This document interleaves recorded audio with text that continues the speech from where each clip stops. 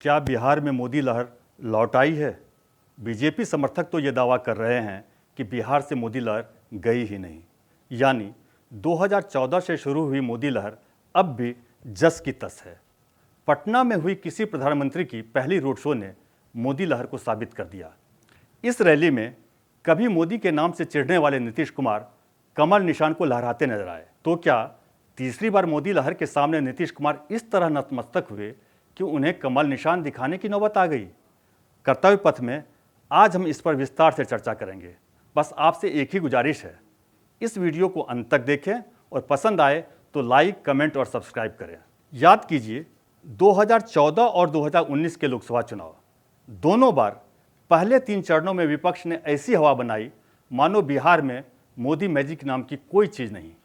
तमाम चुनाव विश्लेषक पहले 3 चरणों में एनडीए पर विरोधियों को भारी बताते रहे। इस बार यानी 2024 के चुनाव में भी पहले 3 चरणों के चुनावों के बाद विपक्ष उसी तय पैटर्न पर चलता दिखा। लेकिन 2014 और 2019 के पहले 3 चरणों के चुनाव नतीजे क्या निकले, ये किसी से छुपा नहीं। बिहार में मोदी नाम की आंधी में विपक्ष तिनके की तरह उड़ गया। अब 2024 में भी विपक्ष ने वैसी ही हवा बनाई है, लेकिन सच जानने के लिए वोटों की गिनती का इंतजार करना होगा। हालांकि इन 3 चरणों के बाद जैसी मोदी लहर 2014 और 2019 में महसूस की गई थी, 2024 में भी उसके दर्शन होने लगे हैं। यकीन न हो तो मोदी की पटना की ऐतिहासिक रोड शो की झलकियां देखिए। मोदी प्रेमियों की ऐसी भीड़ उमड़ी कि रोड शो को 1 किलोमीटर बढ़ाना पड़ा। मोदी का ऐसा जादू चला कि रोड शो में बीजेपी के रथ पर सवार मुख्यमंत्री नीतीश कुमार कमल निशान दिखाते दिखे।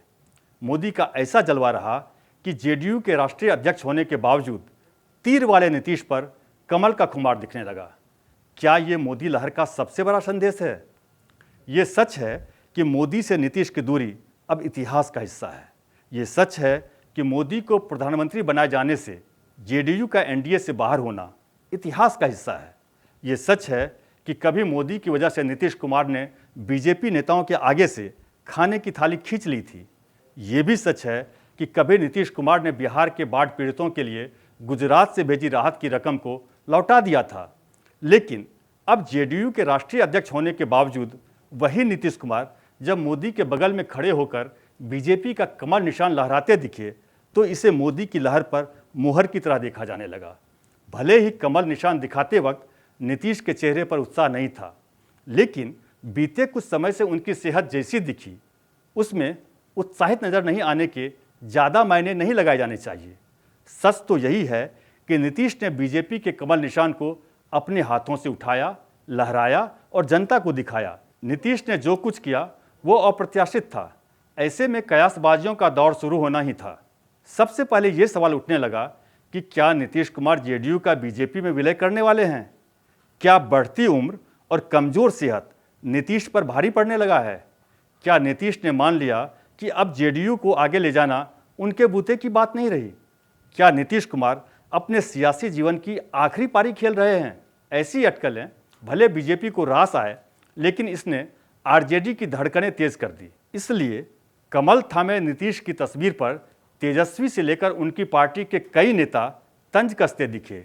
आरजेडी ने ट्वीट किया, प्लानिंग तो शादी से दुल्हा बनकर जाने की थी, लेकिन बैंड बाजा बजाने वालों ने मूर्ख बनाकर बारात की लाइट थमा दी।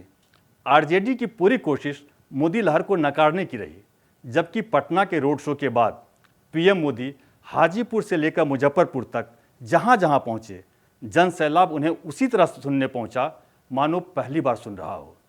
ये सच है कि एनडीए में एलजेपी और जेडीयू के टिकट बंटवारे से लोग नाराज दिखे, लेकिन बताया गया कि मोदी को प्रधानमंत्री बनाने की चाहत के सामने ये नाराजगी कमजोर पड़ गई। बीजेपी ये सब दिखाने की कोशिश कर रही है तो विरोधी दल एनडीए के उम्मीदवारों के खिलाफ हवा बताने की कोशिश कर रहे हैं। लेकिन शुरुआती 4 चरणों की कहानी काउंटिंग डे पर सामने आएगी।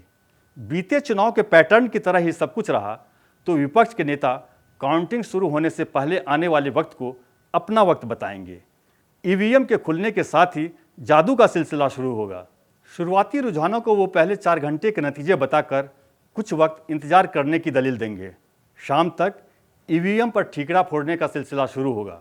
शाम ढलते ही बीजेपी हेडक्वार्टर में प्रधानमंत्री को सुनने बीजेपी समर्थकों की टोली उमड़ पड़ेगी और फिर एक आवाज़ गूंजेगी, मेरे प्यारे परिवारजनों, देश को 2047 तक विकसित भारत बनाएंगे।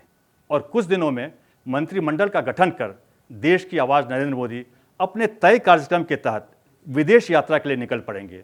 बीते 2 लोकसभा चुनाव के पैटर्न तो यही कहते हैं।